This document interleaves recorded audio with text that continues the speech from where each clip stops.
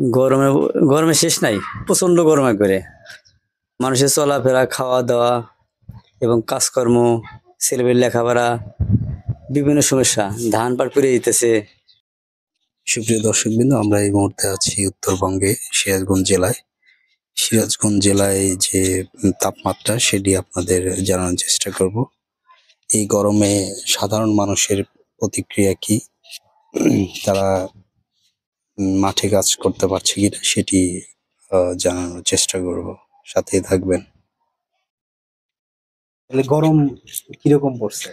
গরমে গরমে শেষ নাই, প্রচন্ড গরমে করে মানুষের চলাফেরা, খাওয়া দাওয়া এবং কাজকর্ম, ছেলেমেয়ের লেখাপড়া, বিভিন্ন সমস্যা, ধান পাট পুড়ে দিতেছে।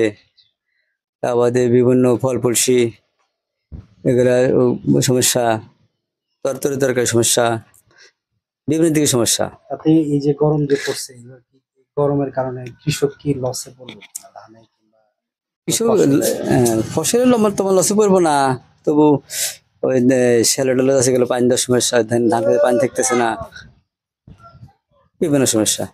এই যে গরম যে হওয়ার কারণ, আমরা মনে করেন যে যারা প্রভাবশালী আছে তারা তো গাছ কেটে এসি কেনে, তাই না? হ্যাঁ, যে বায়ু পরিবর্তন, আমরা এই যে গ্রামে লোক জনসংখ্যা বাড়তেছে কিন্তু কেউ গাছ কাটতেছে না, কিংবা আগে একটা বাড়ি থাকলে পুকুর থাকতো, হ্যাঁ, পুকুর ভরাট করে বাড়ি করতেছে। এটা কি ঠিক হইতেছে? না, এটা তো ঠিক হইতেছে না। এতে মানুষের সমস্যা বেশি হইতেছে। আরো গাছপালা হলে পরে বিভিন্ন ছায়া দেয়, গাছের ছায়া খুব আরাম, তাদের শরীরের পক্ষে সুবিধা হয় আর কি, স্বাস্থ্যের পক্ষে সুবিধা। আচ্ছা।